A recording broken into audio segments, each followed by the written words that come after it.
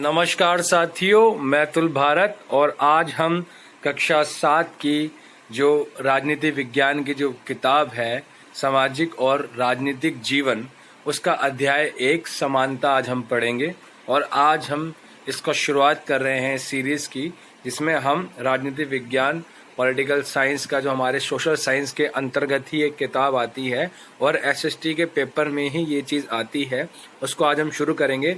तो बिना समय व्यर्थ करें हम शुरू करते हैं। अगर आपने चैनल को सब्सक्राइब नहीं किया है तो चैनल को सब्सक्राइब कर लीजिएगा।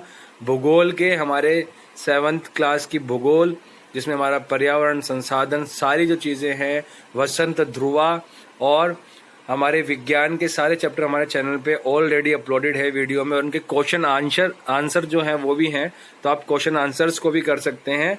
और आइए हम शुरू करते हैं और एंड तक इस वीडियो को ज़रूर देखना, वरना कोई इम्पोर्टेंट चीज़ आपसे मिस हो सकती है जो कि आपके यूनिट टेस्ट में या क्वेश्चन पेपर में आपको कम नंबर दिलवाएगी। इसलिए आपको मिस नहीं करना है, एंड तक रखना है इस वीडियो में, ठीक है, ताकि आपको अच्छे नंबर मिल सके। अध्याय 1। छोटे लाल किसान, मंजीत कौर शिक्षिका, तेजा सिंह व्यापारी है, गिरीश राव छात्र है, कांता देवी घरेलू कामगार है, सुजाता कुमारी भी घरेलू कामगार है। ठीक है, यहाँ पे समानता की बात हो रही है। भारत एक लोकतंत्रीय देश है। कक्षा 6 की पुस्तक में हमने लोकतंत्रीय सरकार के मुख्य तत्वों के बारे में पढ़ा था, जैसे लोगों की भागीदारी, संघर्षों का शांतिपूर्ण समाधान, समानता और न्याय। समानता लोकतंत्र की मुख्य विशेषता है और इसकी कार्यप्रणाली के सभी पहलुओं को प्रभावित करती है। इस अध्याय में आप समानता के बारे में और अधिक जानेंगे। ये क्या है, लोकतंत्र के लिए आवश्यक क्यों है और भारत में सब समान है या नहीं। हम कांता की कहानी से चर्चा आरंभ करते हैं। अभी हमने बताया था कांता कौन है। कांता देवी एक घरेलू कामगार है, मतलब घरों में काम करने वाली एक कर्मचारी है। चुनाव के दिन कांता और उसकी दोस्त सुजाता वोट डालने की बारी का इंतजार कर रही हैं। और कांता क्या बोलती है कि कितनी अच्छी बात है ना सुजाता कि हम अब अपने देश के समान नागरिक के रूप में वोट डाल सकते हैं। जैन साहब भी हमारे साथ लाइन में ही खड़े हैं। तो बोलती है हाँ बिल्कुल, जो उसकी दोस्त है जो सुजाता है। तो अब सुजाता बोलती है चल कांता, अब तेरी बारी आ गई। मैं तो उसे वोट दूंगी जिसने हमारे मोहल्ले में पाइपलाइन का वादा किया है। ठीक है, तो यहाँ पे इस प्रकार से वह आपस में बातचीत करती है। वोट डालने पे पोलिंग बूथ पे वह जाती है। अब देखो यहाँ पे लाइन में अब्दुल रहमान है कारीगर, शबनम बानो है जो घर की गृहिणी है, ग्रेसी लाइलिंग है जो परामर्शदाता है, मतलब एक तरीके से डॉक्टर है, कंसल्टेंट है, आईजैक लैलिंग है सरकारी अधिकारी, उनके पति, रुखसाना मिर्जा है मीडिया कर्मी, योगराज है जो बेरोजगार है, अशोक जैन है जो उद्योगपति है। सभी एक लाइन में खड़े हैं। कुछ देर बाद में आना कांता जी, नमस्ते साहब, गुड़िया बुखार में पड़ी है और उसे अस्पताल में लेकर जाना है, पर पहले साहब के घर पे काम कराऊं और उनसे कुछ पैसे उधार ले आऊं। ये अपनी दोस्त से बोलती है कांता सुजाता को। तो ले ये पी ले, कुछ अच्छा लगेगा तुझे, और मैं जब शाम को लौटूंगी तो अपने अस्पताल ले चलेंगे तुझे, ठीक है। तो गुड़िया बार बार बीमार नहीं पड़ेगी तो क्या होगा। इस बस्ती में तो कभी साफ सफाई होती है नहीं, सीधी सी बात है, जहाँ गंदगी होगी वहां तो बीमारी आएगी। इसलिए बोलते हैं कि घरों को अच्छे से साफ रखना चाहिए और हमारे आस पड़ोस के माहौल को भी, कोनों को अच्छे से साफ करना, ठीक है।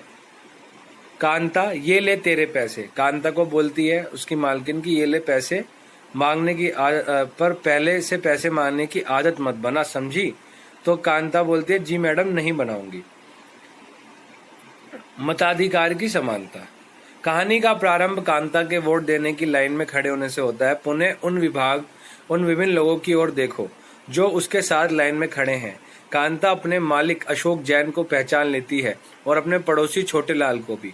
भारत जैसे एक लोकतंत्रीय देश में सब वयस्कों, मतलब जो अडल्ट हैं, जो 18 साल से बड़े, 18 साल हो चुकी जिनकी आयु, को मत देने का अधिकार है, वोट देने का अधिकार और समान वोट देने का अधिकार है, चाहे उनका धर्म कोई भी हो, शिक्षा का स्तर या जाति कुछ भी हो, वह गरीब हो या अमीर। इससे जैसा कि आप पिछले वर्ष की पुस्तक में पढ़ चुके हैं कि सार्वभौमिक वयस्क मताधिकार कहा जाता है कि कोई भी भेदभाव नहीं किया जाएगा उसके साथ में, उसको समान अधिकार है, वो किसी भी जाति, लिंग, धर्म का हो, अमीर हो, गरीब हो, सब वोट दे सकते हैं। इसको सार्वभौमिक वयस्क मताधिकार कहते हैं और सभी लोकतंत्रों का आवश्यक पहलू है। सार्वभौमिक वयस्क मताधिकार का विचार समानता के विचार पर ही आधारित है, क्योंकि यह घोषित करता है कि देश का हर वयस्क स्त्री और पुरुष चाहे उसका आर्थिक स्तर या जाति, मतलब आर्थिक स्तर या जाति कुछ भी क्यों ना हो, वह एक वोट का हकदार है। कांता वोट देने के लिए बहुत उत्सुक है और ये देखकर बहुत खुश है कि अन्य सबके बराबर है, क्योंकि उनके पास भी एक वोट है, देखिए इस कहानी में आगे हम पढ़ते हैं, फिर हम बताएंगे कि इस कहानी का महत्व क्या है समानता के आधार पर। ठीक है, यहाँ पे कांता ने मैडम से पैसे ले लिए, मैडम ने बोल दिया कि बेटा बार बार ऐसे पहले पैसे मत मांगे करो। तो उस शामी को जब कांता को अपनी बेटी को लेके जाना था हॉस्पिटल में, तो वो अपनी बेटी से बात करती है कि बस जरा सी देर और बेटी, और मन में सोचती है जैन मैडम और जैन साहब वोट डालने के लिए लाइन में भले ही खड़े रहे हो, पर अपने बच्चों के इलाज के लिए उन्हें लाइन में नहीं लगना पड़ता है। उसके मन में ख्याल आता है। ठीक है, तो अब आप देखिए यहाँ पे कि हम कहाँ पे थे कि उन सबके पास एक वोट है, परंतु जैसे जैसे दिन बीतता जाता है, मतलब पूरा दिन खत्म होता है, तो कांता के मन में समानता के वास्तविक अर्थ के बारे में शंका होने लगती है। मतलब उसे शक होता है कि सच में हम समान हैं।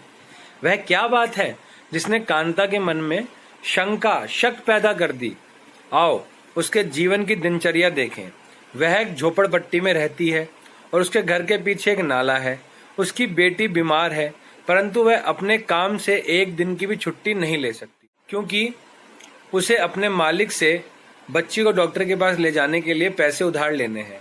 घरेलू काम की नौकरी उसे थका देती है और अंततः उसके दिन की समाप्ति फिर लंबी लाइन में खड़े होकर होती है। सरकारी अस्पताल में सामने लगी ये लाइन उस लाइन से भिन्न है जिसमें वह सुबह वोट देने के लिए लगी थी, क्योंकि इस लाइन में खड़े अधिकांश लोग सभी गरीब हैं। आपके विचार से समानता के बारे में शंका करने के लिए कांता के पास क्या पर्याप्त कारण है? उपरोक्त कहानी के आधार पर उसके ऐसे सोचने के 3 कारण आपको लिखने। आप बताओगे कमेंट बॉक्स में मुझे कि सच में ऐसा है कि समानता नहीं है, ढंग से नहीं है, तो आप अपने आधार पे उत्तर बताना। अन्य प्रकार की असमानता है। कांता उन बहुत से लोगों में से एक है जो भारतीय लोकतंत्र में रहते हैं और जिन्हें मताधिकार प्राप्त है, लेकिन जिनका दैनिक जीवन और कार्य करने की स्थितियां समानता से बहुत दूर है। निर्धन होने के अतिरिक्त भारत में लोगों को अन्य अनेक कारणों से भी असमानता का सामना करना पड़ता है। इसका आशय हम निम्नलिखित 2 कहानियों को पढ़कर समझेंगे। ये दोनों ही वास्तविक घटनाओं पर आधारित है और भारत में होने वाली विभिन्न प्रकार की असमानताओं पर प्रकाश डालती है। भारत में सामान्यतः प्रचलित असमानताओं में से एक है जातिगत व्यवस्था, कि तू उस जाति का है, ये इस जाति का है, और आप देखने को आपको बहुत मिलेगा। यदि आप ग्रामीण भारत में रहते हैं तो जातिगत पहचान का अनुभव शायद बहुत छोटी आयु में ही हो जाता है, मतलब आपको बचपन में पता लग जाता है अगर आप गांव में रहते हैं। यदि आप भारत के शहरी क्षेत्र में रहते हैं तो शायद ये सोचेंगे कि लोग अब जात पात में विश्वास नहीं रखते, कि भैया कोई जात पात नहीं है, वो किसी भी जाति का हो, वो किसी भी जाति का, हम तो साथ उठेंगे, बैठेंगे, खाएंगे, पिएंगे। शहरों में हमें समझ में आता है, परंतु गाँव में हमें अभी भी वही जात पात का भेदभाव देखने को मिलता है। परंतु जरा एक प्रमुख समाचार पत्र के वैवाहिक विज्ञापन के कॉलम को देखिए तो आप पाएंगे कि उच्च शिक्षा प्राप्त शहरी भारतीय के दिमाग भी जाति कितनी महत्वपूर्ण है, उनके दिमाग में भी कितनी जाति महत्वपूर्ण है। आइए अब एक कहानी स्कूल जाने वाले एक दलित बच्चे के अनुभव के बारे में पढ़ें। इससे पहले मैं आपको बता देता हूँ कि देखो, जैसे यहाँ पे जैसे ये कोई एड है, एडवर्टाइजमेंट है, मतलब कोई विज्ञापन है समाचार पत्र का, और ये विज्ञापन तो शहरों में ही मिलता है, अखबारों में दिया जाता है, शहरी लोग ही देते हैं। देखिए, कुर्मी क्षत्रिय 26/5/4 BSc microbio, SSc biotech, B.Ed assistant professor private college हेतु सजातीय वर चाहिए। मतलब ये जो लड़की है, ठीक है, 26 साल की है और कुर्मी क्षत्रिय है और 5'4" उसकी हाइट है। BSc microbio, biotech, private college हेतु, ये सारी उसके अंदर है। उसके सजातीय वर चाहिए। ब्राह्मण, जिजोदिया, बुंदेलखंडी ब्राह्मण, ध्रुव कौशल गोत्र, गौर वर्ण, MA 3 विषयों में है। अन्य डिप्लोमा कोर्स कन्या हेतु वर चाहिए। सर्व ब्राह्मण मान्य। ठीक है, अपनी बता दिया। और अब ये भी बता दिया कि उनको कौन सा चाहिए, मतलब ब्राह्मण चाहिए, क्षत्रिय चाहिए। तोमर राजपूत, 30 साल उम्र है, 5 फीट 9 इंच हाइट है। मैकेनिकल इंजीनियर, सुजलान, पुणे हेतु सेवारत है, काम करता है। उच्च तकनीकी अर्हता प्राप्त, मतलब लड़की जो हो वो भी हाई टेक्नोलॉजी जानती हो और उसको वो भी B.Tech वगैरह करी हुई हो। राजपूत कन्या चाहिए लड़के के लिए। और यहाँ पे एक और ऐड है जिसमें है कि 23 साल की, 5 फीट 3 इंच, स्लिम, गोरी, BA computer science, Chhattisgarhi Agarwal कन्या के लिए स्वजातीय मैचिंग वर चाहिए। स्वजातीय मैचिंग वर मतलब उसी जाति का होना चाहिए।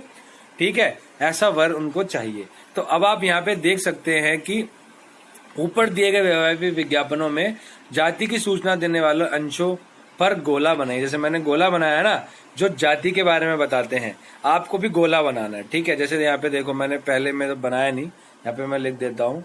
ठीक है, सजातीय वर चाहिए। ठीक है, सजातीय वर।